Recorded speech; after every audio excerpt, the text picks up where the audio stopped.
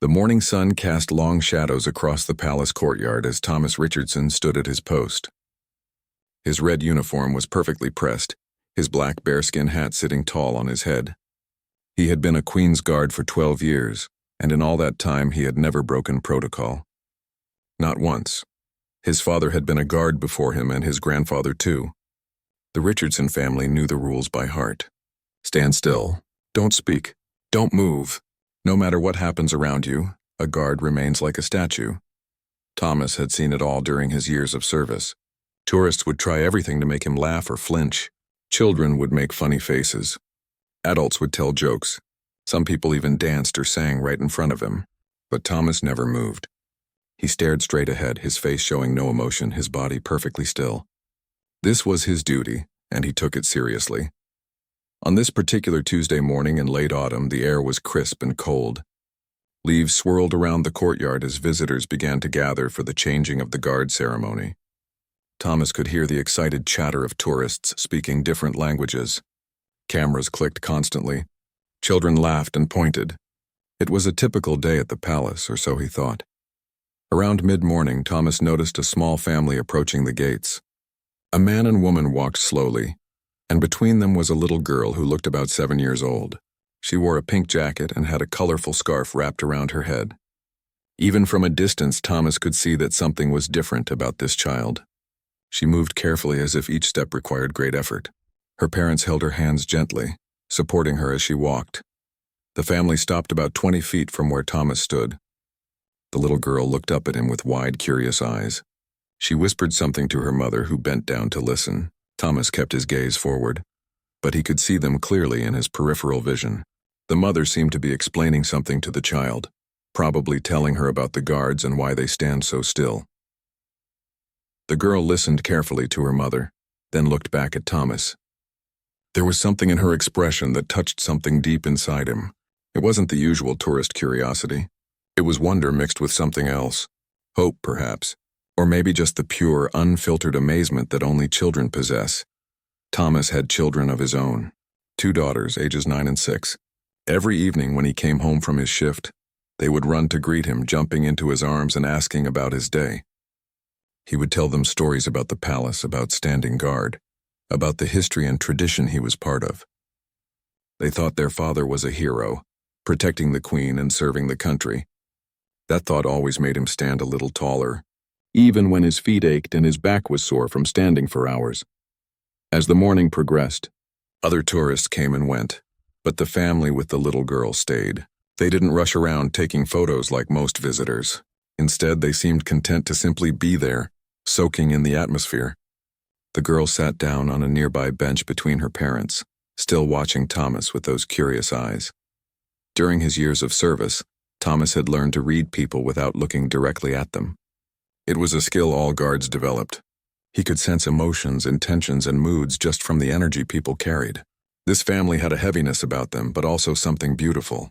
Love, pure, unconditional love surrounded them like an invisible shield.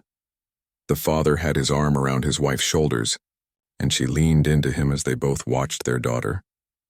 The girl swung her legs back and forth from the bench, too short to reach the ground. She kept glancing at Thomas, then back to her parents as if gathering courage for something. After about 30 minutes, the girl stood up.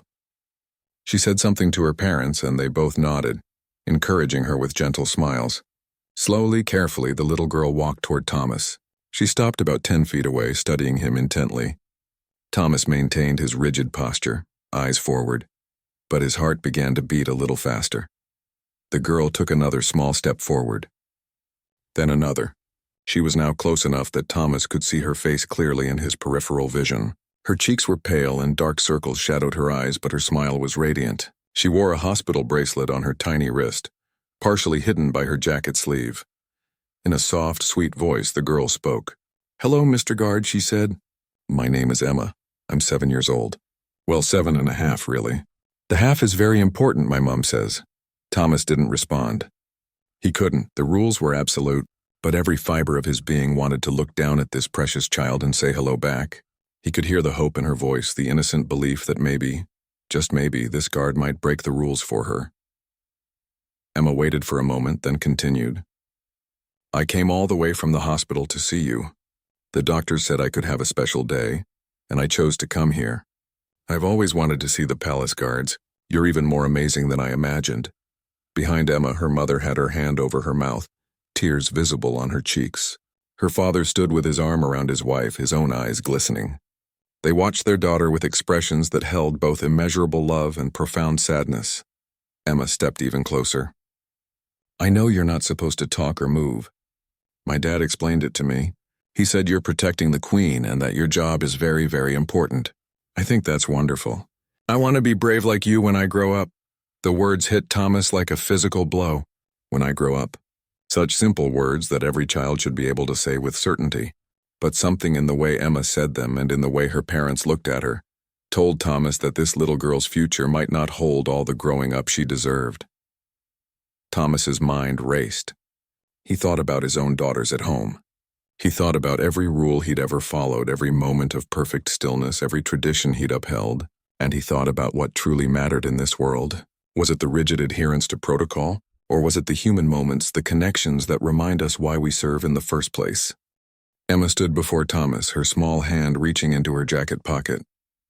She pulled out a folded piece of paper, wrinkled and worn from being handled many times. With trembling fingers, she unfolded it carefully as if it held something infinitely precious. "I drew this for you," Emma said, her voice barely above a whisper. "It's a picture of you standing guard. I worked on it for 3 days.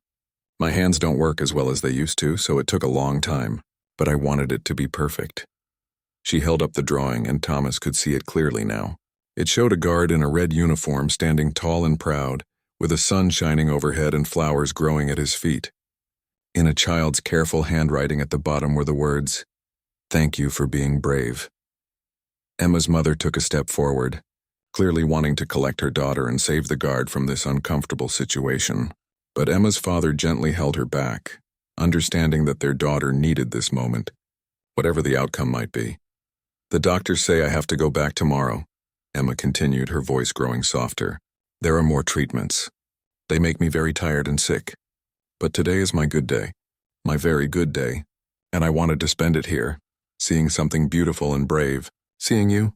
Thomas felt something crack inside his chest. He had stood through rainstorms and summer heat. He had endured hours of discomfort without flinching. He had maintained perfect composure through countless distractions and provocations. But this little girl's words were breaking through every wall he had built around his emotions. Other tourists had begun to notice the scene. A crowd was forming at a respectful distance, sensing that something meaningful was happening. Some had their phones out, but they held them down, not wanting to intrude on what felt like a sacred moment. Even the most oblivious visitors seemed to understand that they were witnessing something special. Emma looked down at her drawing, then back up at Thomas.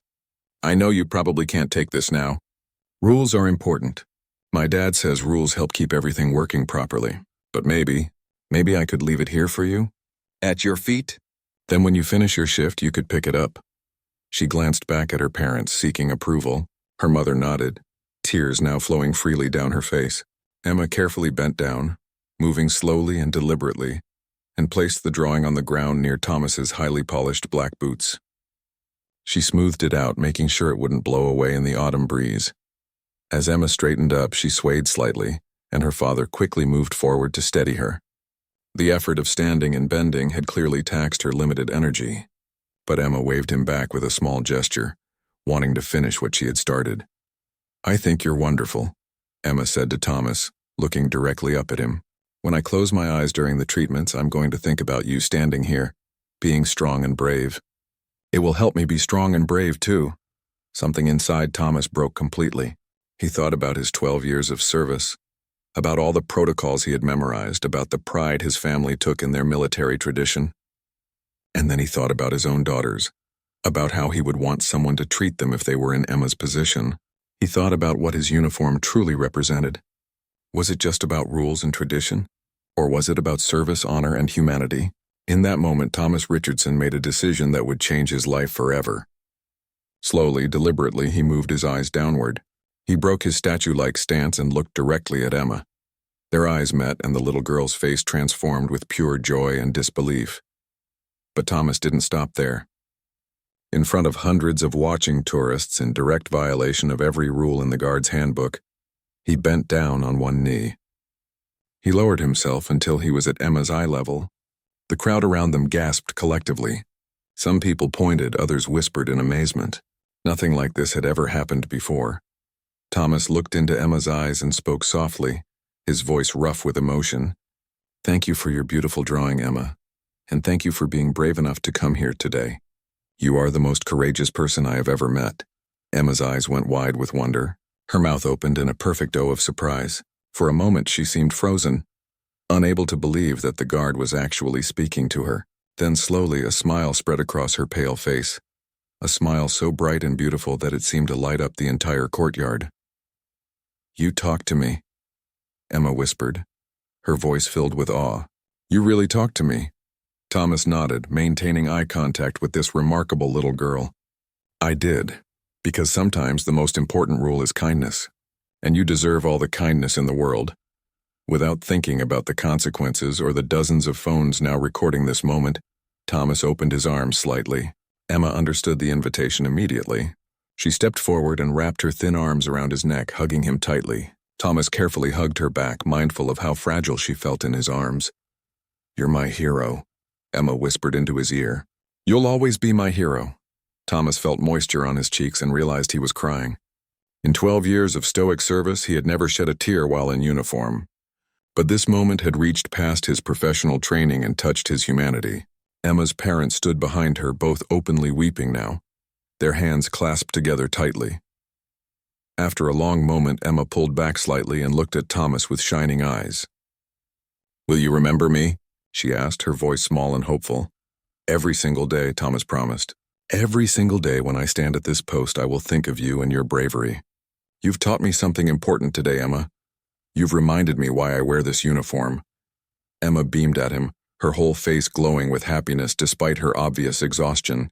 Can I touch your hat?" she asked shyly, glancing up at the tall bearskin cap.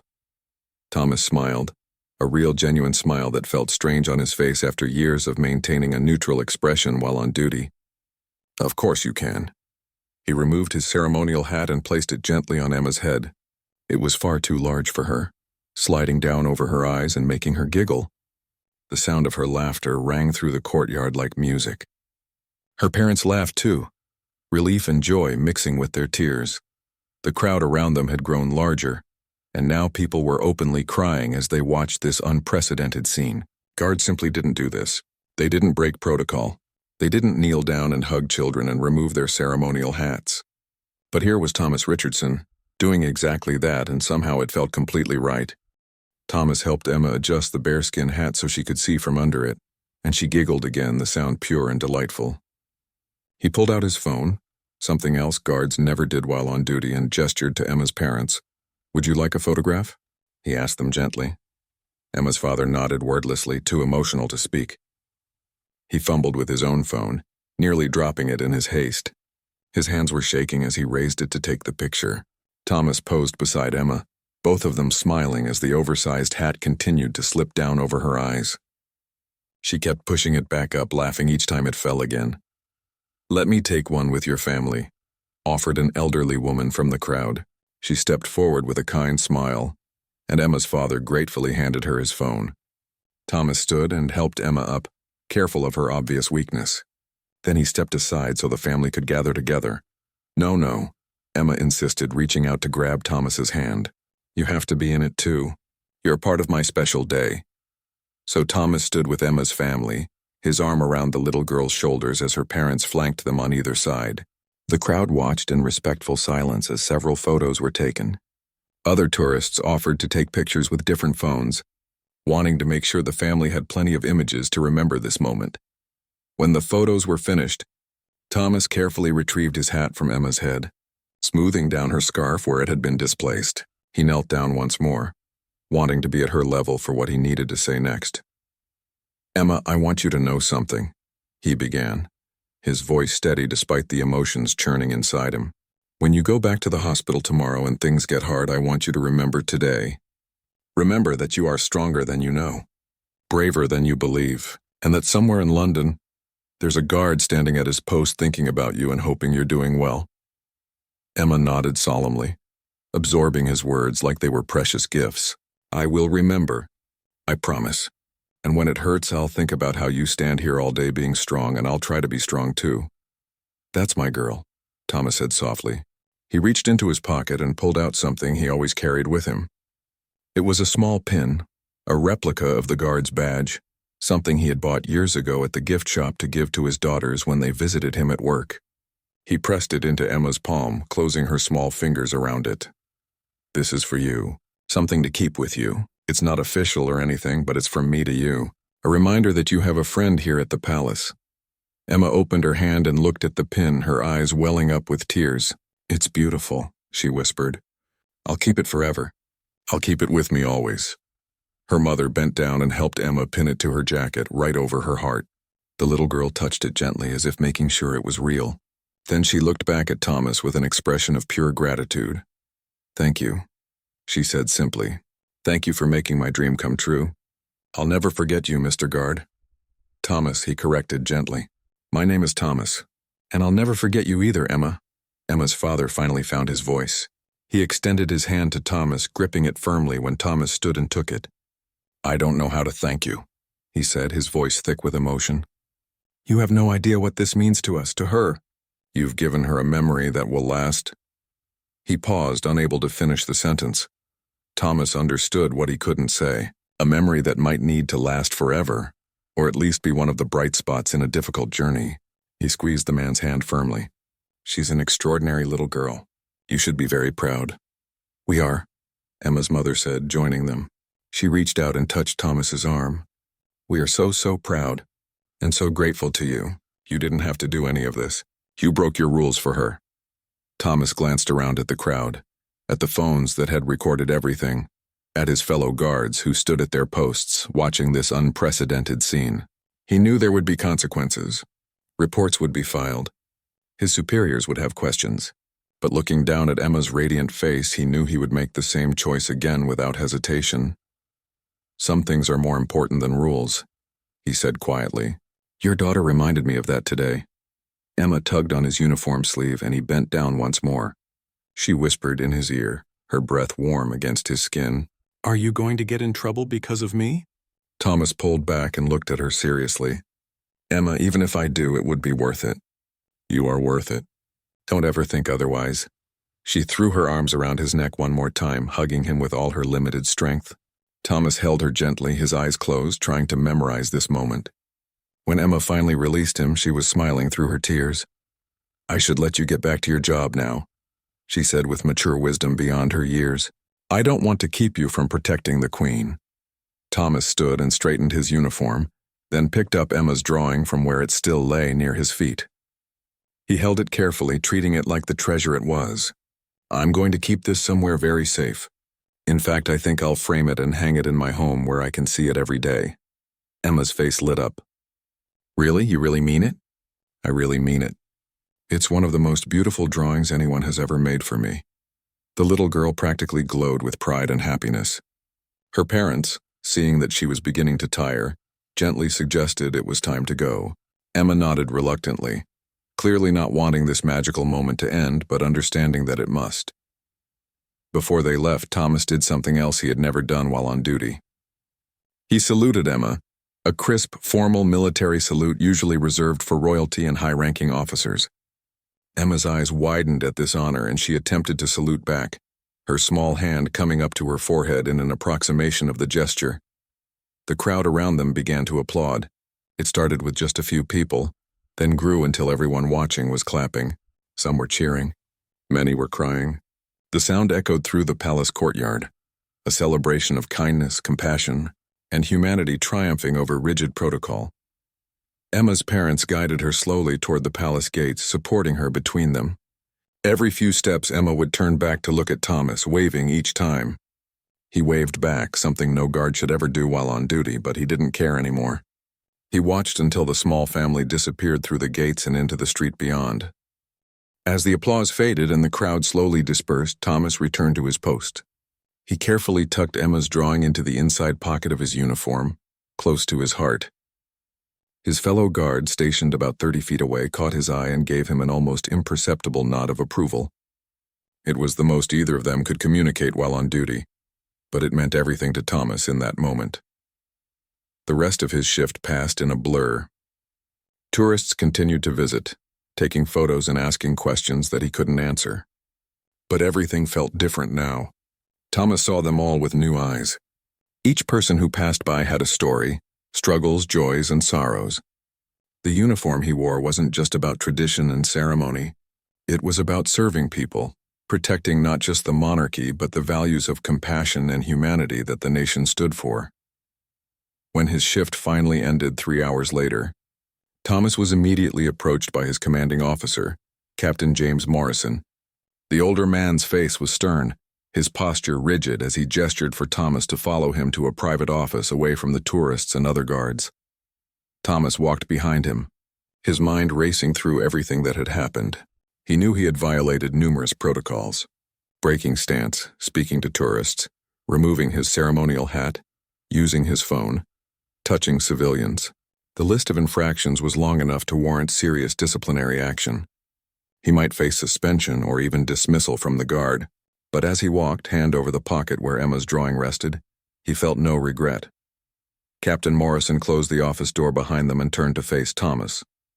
For a long moment he said nothing, just studied the younger man with an unreadable expression. Thomas stood at attention, ready to accept whatever consequences were coming. "Do you have any idea how many rules you broke today, Richardson?" the captain finally asked, his voice stern. "Yes, sir. I do, sir. And do you understand the position you've put me in? The entire guard? This kind of behavior, if left unpunished, could undermine centuries of tradition." "I understand, sir." Captain Morrison walked to his desk and picked up his phone, turning it so Thomas could see the screen. On it played a video of Thomas kneeling before Emma, placing his hat on her head, hugging her. The captain's finger swiped, and another video showed Thomas saluting the little girl, and another, and another. Dozens of videos, all showing the same scene from different angles. "These videos have been uploaded to the internet," Morrison said.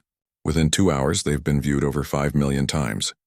The palace switchboard is flooded with calls. News agencies are requesting statements. And do you know what people are saying, Richardson?" Thomas braced himself. "No, sir." Morrison's stern expression suddenly cracked, and to Thomas's amazement, a smile appeared on his face. "They're saying it's the most beautiful thing they've ever seen, that you've restored their faith in humanity, that you've shown the true heart of what the Guard represents. The calls aren't complaints, Richardson. They're messages of gratitude and praise." Thomas felt his knees weaken slightly with relief. "Sir?" The captain set down his phone and faced Thomas directly. "I've been in this service for 32 years. I've upheld every rule, followed every protocol, maintained every tradition, and I would have told you until this morning that those rules were absolute and inviolable. But then I watched the videos. I saw that little girl's face. I read her medical information that her parents shared with the press." Morrison paused, and Thomas saw moisture in the older man's eyes. "Emma Peterson, 7 years old, stage 4 neuroblastoma. She's been fighting cancer for 3 years. The doctors have done everything they can. Her parents brought her here today because she's always dreamed of seeing the palace guards, and they wanted to give her one perfect day before she goes back for what might be her final round of treatment." Thomas felt the words hit him like physical blows. He had known Emma was sick, but hearing the full truth was devastating. His vision blurred with tears he didn't bother to hide. "You gave that little girl something precious today, Richardson," Morrison continued, his voice softening. "You gave her joy, hope, a memory that will sustain her and her family through what's coming. And you've reminded an entire nation what service truly means. It's not just about standing still and following orders. It's about knowing when humanity must trump protocol." The captain walked to his desk and pulled out a formal document. "The palace has issued an official statement. They're calling your actions a beautiful reminder of the compassion at the heart of the monarchy's service to the people. There will be no disciplinary action.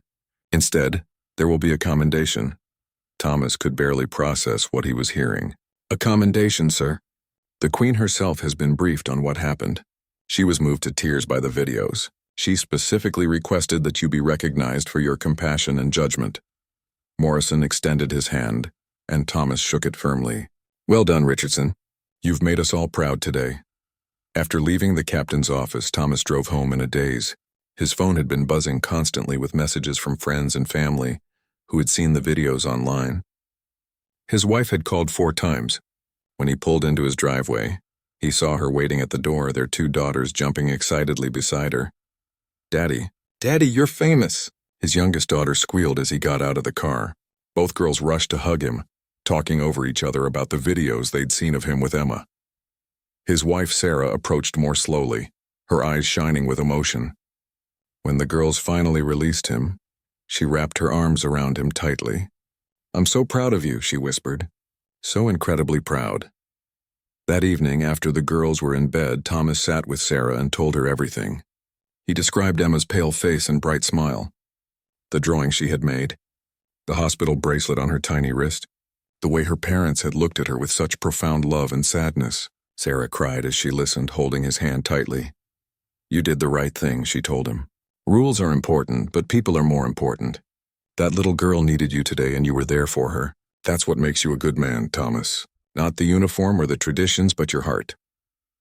Before going to bed, Thomas carefully removed Emma's drawing from his pocket. He spread it out on the kitchen table, smoothing the wrinkles gently. The crayon picture showed him standing tall and proud, with flowers at his feet and sunshine overhead.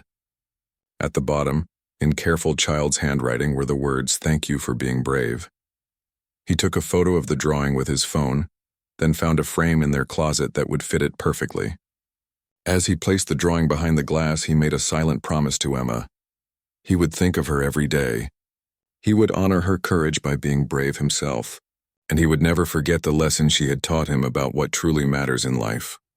The next morning, Thomas woke to find his story had spread even further. International news stations were covering it.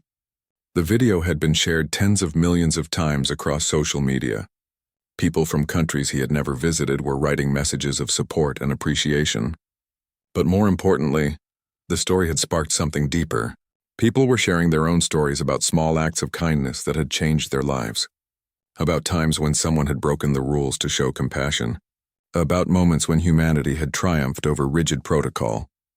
When Thomas arrived at the palace for his shift, he was surprised to find a small pile of letters waiting for him. The palace staff had collected them overnight, all addressed simply to the kind guard, or the guard who helped Emma. With Captain Morrison's permission, Thomas sat down to read them during his break. Many were from parents of sick children, thanking him for giving their families hope. Others were from cancer survivors who understood what Emma was facing. Some were from people who had simply been moved by the story and wanted to express their gratitude that kindness still existed in the world. Thomas read each one carefully, wiping away tears more than once. One letter stood out among the rest. It was written in shaky handwriting on simple notebook paper, and it was from Emma. Her mother must have helped her mail it the evening after their visit. Thomas's hands trembled as he unfolded it. "Dear Thomas," it began, "I wanted to write to you before I go back to the hospital today. Yesterday was the best day of my whole life. When I close my eyes, I can still see you smiling at me and feel your hat on my head. I keep touching the pin you gave me to make sure it's really real and not just a dream. My mom and dad say I can bring it to the hospital with me, so I will. When the treatments hurt, I'll hold on to it and think about you standing brave and strong at your post. You taught me that being brave doesn't mean not being scared. It means doing the right thing even when it's hard. Thank you for being my friend. Thank you for making my dream come true. Love, Emma." Thomas sat alone in the break room holding the letter and crying openly. The simple, honest words from this remarkable child cut through every defense he had. He carefully folded the letter and placed it in his wallet, where he could carry it with him always. When his shift began that day, Thomas noticed something different. Other guards approached him quietly during breaks, men he had served with for years who rarely showed emotion. They shook his hand, patted his back, and told him they would have done the same thing. Some shared their own stories about moments when they had struggled with the choice between protocol and compassion. The bond between the guards, already strong, seemed to deepen that day. More surprisingly, tourists began treating the guards differently too. People still took photos and watched the ceremonial procedures, but there was a new respect in how they approached. They kept a more courteous distance. Parents taught their children to be respectful, and every so often someone would quietly say, "Thank you for what you did for Emma," as they passed by. 3 days after his encounter with Emma, Thomas received a phone call while he was at home. It was from Emma's mother, Catherine. Her voice was soft and tired, but there was warmth in it. "I hope you don't mind that I asked the palace for your number," she said. "I wanted to update you on Emma. She made it through the first treatment. It was very hard on her, but she held on to that pin you gave her the entire time. She told the nurses and doctors all about you, and about her special day at the palace. The nursing staff watched the videos, and they were all crying. You've brought light into a very dark place, Thomas. Not just for Emma, but for all of us." Thomas gripped the phone tightly, his throat constricting with emotion. "How is she doing? Is she in pain?" "She's resting now. Exhausted but peaceful. She wanted me to tell you that she's being brave, just like you taught her. She said she imagines you standing at your post, strong and steady, and it helps her stay strong too." They talked for 20 more minutes. Catherine told him about Emma's diagnosis 3 years ago, about the treatments and surgeries, about the moments of hope and the crushing disappointments. She talked about Emma's spirit, how even in her darkest moments she tried to make others smile. She described Emma's love of drawing, of animals, of stories about brave heroes and magical kingdoms. "What you gave her that day," Catherine said, her voice breaking, "was more than just a moment of joy. You gave her something to fight for, a memory so beautiful that it makes all the pain worth enduring. You gave her parents a gift too. No matter what happens, we have that video, those photos, those memories of our daughter being completely, perfectly happy. That's something we'll treasure forever." When they ended the call, Thomas sat in silence for a long time. Sarah found him there an hour later, staring at nothing, lost in thought. She sat beside him, and he told her about the conversation, about Emma's bravery in the face of unimaginable pain, about how a simple act of kindness had rippled outward in ways he never could have anticipated. "I want to do more," Thomas said suddenly. "I want to help other children like Emma. There must be others who dream of visiting the palace, kids who are fighting battles no child should have to fight.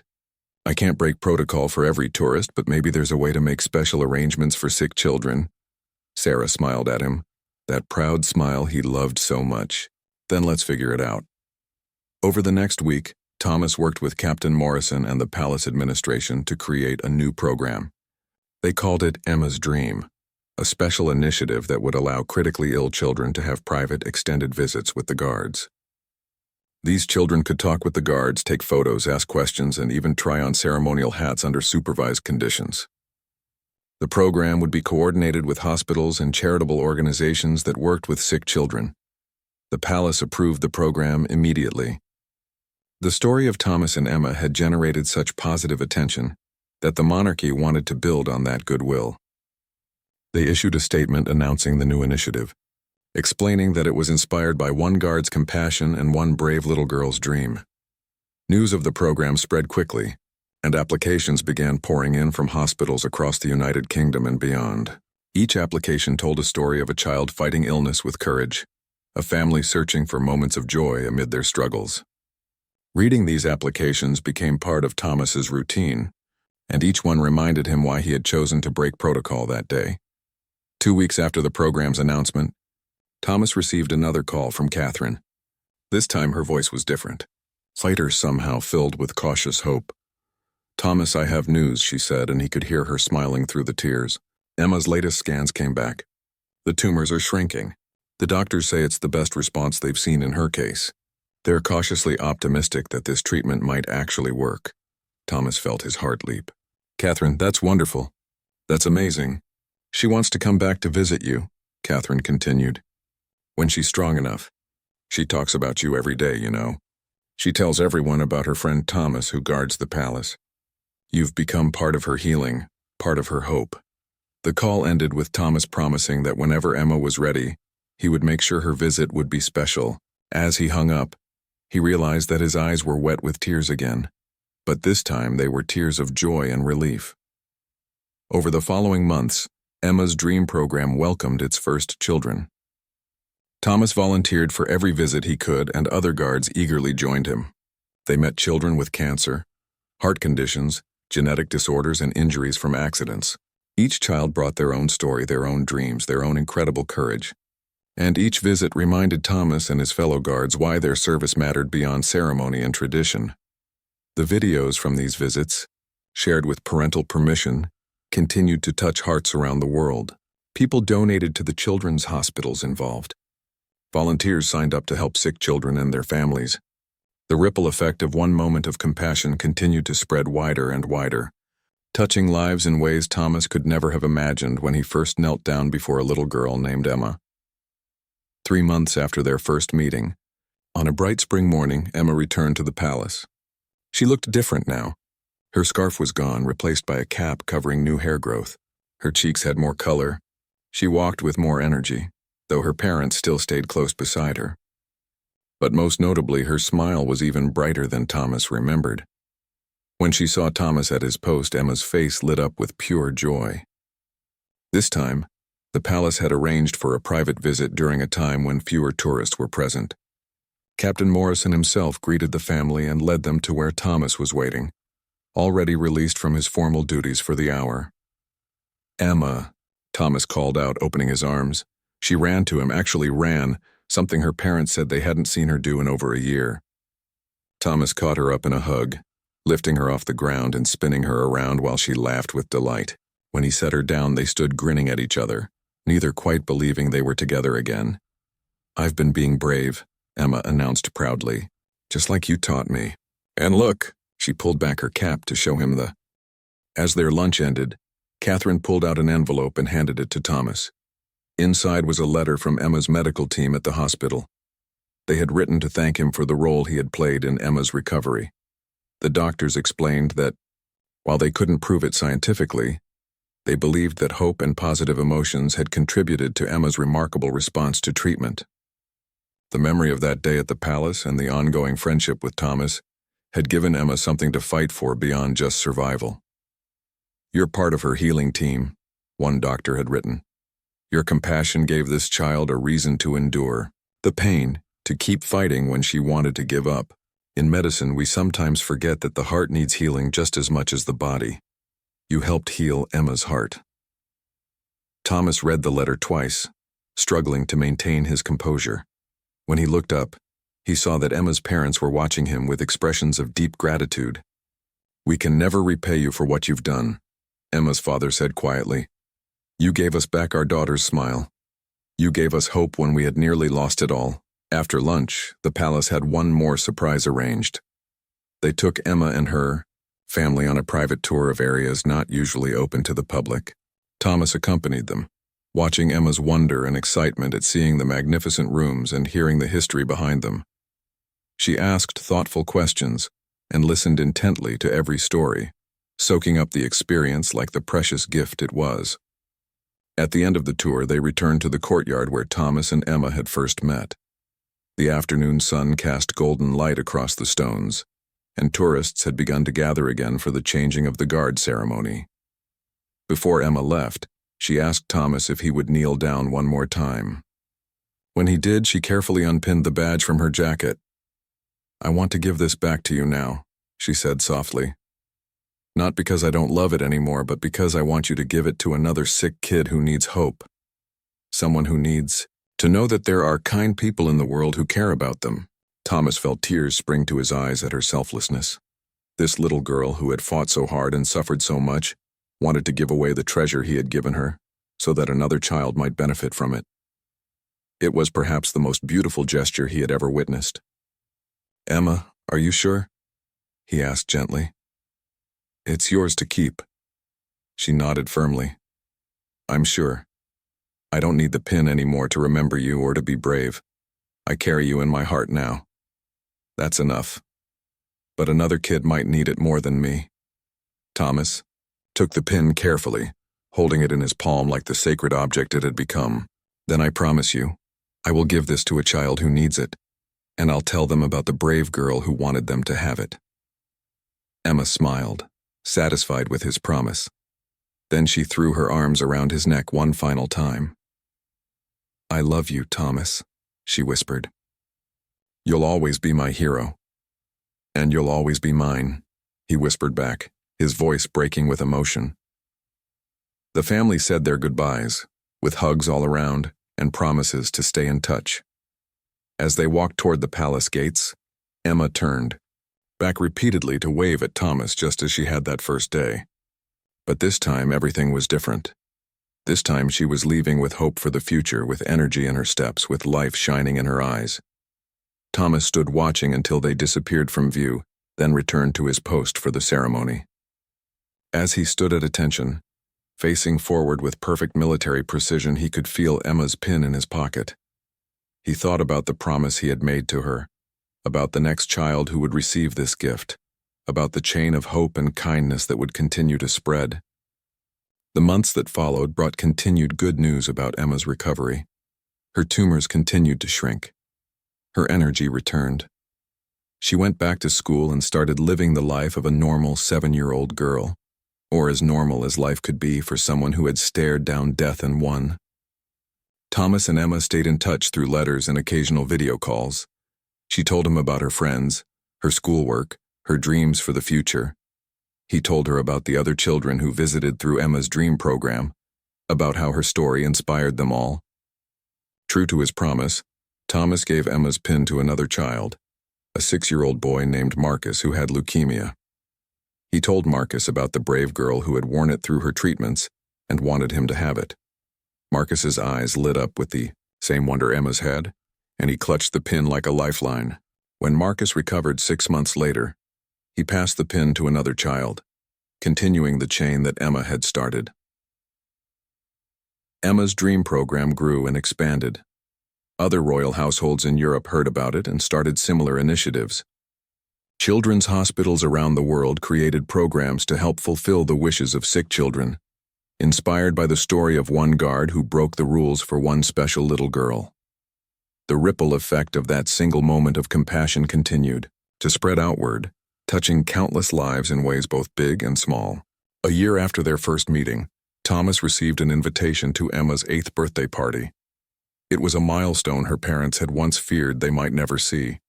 The party was held in a community center, decorated with balloons and streamers, filled with children laughing and playing. Emma, now looking completely healthy with a full head of hair, ran to greet Thomas when he arrived, introducing him to all her friends as my hero who guards the palace. During the party, Emma's father pulled Thomas aside for a private conversation. "I wanted you to know something," he said, his voice thick with emotion. "The doctors officially declared Emma cancer-free last week. She still has years of monitoring ahead, but they believe she beat it. She's going to live, Thomas. Our little girl is going to live." Thomas felt the words wash over him, bringing tears of pure joy. All the fear, all the uncertainty, all the pain that this family had endured had led to this moment of triumph, and he had been privileged to play a small part in their journey. "When we thought we were going to lose her," Emma's father continued, "we made peace with giving her one perfect day. We brought her to the palace expecting it to be a beautiful memory to sustain us through the grief that was coming. But you gave us more than a memory, Thomas. You gave us hope. You reminded Emma that the world was worth fighting for, that there was still magic and kindness and beauty waiting for her. You helped save our daughter's life."